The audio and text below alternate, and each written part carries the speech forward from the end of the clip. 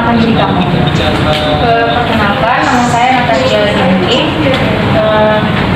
Saya adalah seorang mahasiswa, umur saya 19 tahun dan sekarang saya tinggal di daerah Tanjung. Baik, tapi kita bisa wawancara lebih luas lagi. Bisa kamu ceritakan apa keluhan dan masalah kamu? Keluhan saya adalah saya yang masih belum bisa mengatasi perasaan saya untuk bagaimana menyikapi tentang sikap teman-teman saya di sekolah, di mana mereka sering membuli saya karena alasan saya yang adalah anak dari broken home. Kalau boleh saya tahu, latar belakang kamu seperti apa ya? Kamu mulai dibully itu umur berapa? Saya mulai dibully itu sejak saya menduduki sekolah SMP. Di situ awalnya masih baik-baik saja sebelum pada saat penerimaan rapor di sekolah, orang tua saya tidak bisa datang ke sekolah. Terus guru saya tanya apa alasannya. Ternyata dari alasan yang saya kemukakan dari guru saya, teman saya jadi tahu gitu kan kehidupan saya yang sebenarnya, di mana orang tua saya itu sudah bercerai gitu. Jadi mulai dari kejadian itu saya sudah dijudge, dibully kalau saya itu adalah anak yang tidak memiliki keluarga yang utuh gitu. Dan terbawa-bawa sampai sekarang saya memasuki perguruan tinggi gitu. Isu itu terus tersebar di sekitar saya gitu. Jadi saya yang kurang nyaman dengan itu dan saya tidak tahu bagaimana cara menyikapi perasaan itu.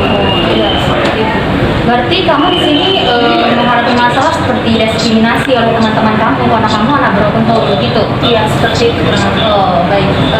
Kemudian tindakan apa yang kamu lakukan saat kamu tahu dan kamu merasakan kamu didiskriminasi oleh teman-teman kamu? Pada saat saya didiskriminasi oleh teman saya tidak bisa berbuat banyak-banyak karena apa yang mereka katakan itu adalah benar gitu ya.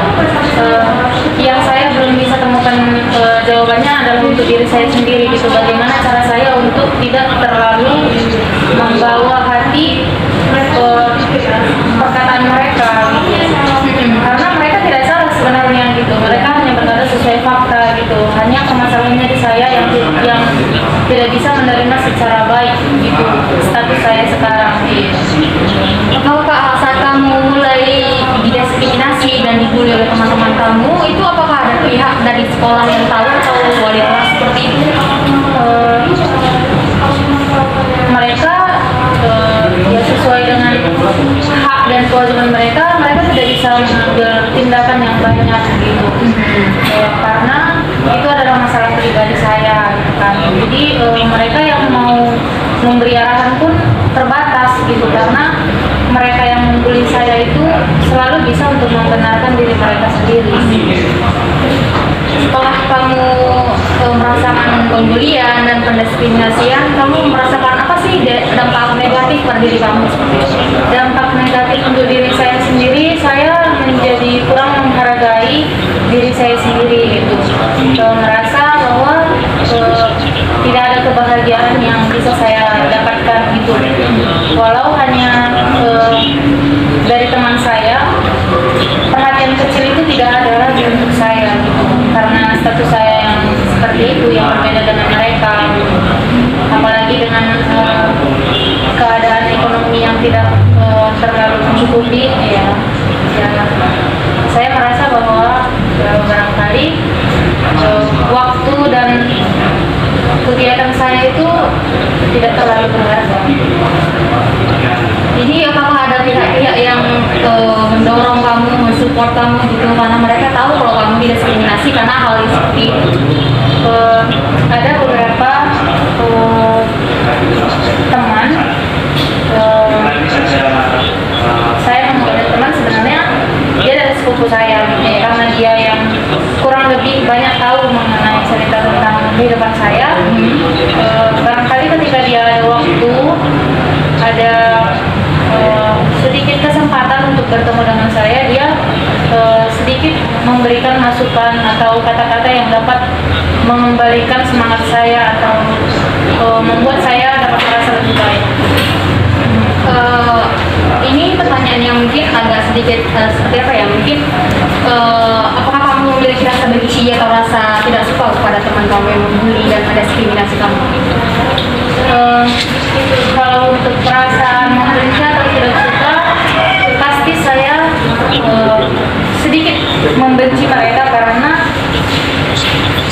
ucapan mereka itu dapat membuat saya seperti merasa tidak berharga gitu. Jadi menurut saya, jika saya memiliki rasa benci atau rasa marah kepada mereka itu cukup wajar. Baik, di sini saya akan memberi sedikit saran untuk kamu agar kamu bisa memperbaiki perasaan kamu, mental kamu seperti itu ya. Kamu lebih baik berkoordinasi dengan kedua orang tua kamu, bagaimana kamu diperlakukan diskriminasi oleh teman-teman kamu karena kamu anak broken home. Kamu bisa curhat kepada teman atau saudara atau mama atau ayah seperti itu ya. Jadi kamu harus lebih terbuka kepada mereka. Kamu bisa cerita kalau kamu diskriminasi dan sebagainya untuk supaya mental kamu tuh lebih lega karena kamu terbuka dengan kedua orang tua kamu atau teman dan saudara kamu seperti itu. Terima kasih telah mempercayai saya sebagai mentor kamu. Selamat jumpa di pertemuan berikutnya. Kita akan membahas tentang tools assessment yang akan saya lakukan untuk memecahkan masalah yang tengah kamu hadapi. Terima kasih. Terima kasih. Nah, di sini saya akan membuat tools assessment kepada klien yang berdasarkan pada wawancara yang telah dilakukan. Nah, tools assessment ini yaitu berupa pohon masalah. Pohon masalah ini terbagi menjadi 3 bagian, yaitu bagian pertama adalah akar. Akar ini berupa sebab yang ditimbulkan oleh masalah pada klien. Kemudian yang kedua adalah batang. Batang ini menggambarkan suatu inti masalah yang tengah dihadapi oleh klien tersebut. Dan yang ketiga atau yang terakhir adalah daun. Daun ini diartikan sebagai akibat yang ditimbulkan oleh masalah yang tengah dihadapi oleh klien. Nah, berdasarkan wawancara yang telah dilakukan oleh klien, di sini dapat kita ketahui bahwa akar atau sebab dari klien tersebut adalah klien tersebut menghadapi situasi yang bermasalah dengan keluarganya, yaitu kedua orang tua klien tersebut sudah broken home atau telah broken home. Kemudian batang atau inti permasalahan dari klien tersebut adalah klien tersebut menghadapi tindakan diskriminasi dan juga pembulian oleh teman-temannya dikarenakan klien tersebut adalah anak broken home. Kemudian daun atau akibat yang disebabkan oleh masalah klien tersebut adalah klien tersebut merasa minder dan juga tidak percaya diri, serta klien tersebut merasa jika dirinya sama sekali tidak mendapatkan kebahagiaan dalam hidupnya. Nah, hal inilah yang perlu didiskusikan oleh seorang pekerja sosial untuk menyelesaikan permasalahan yang tengah dihadapi kliennya.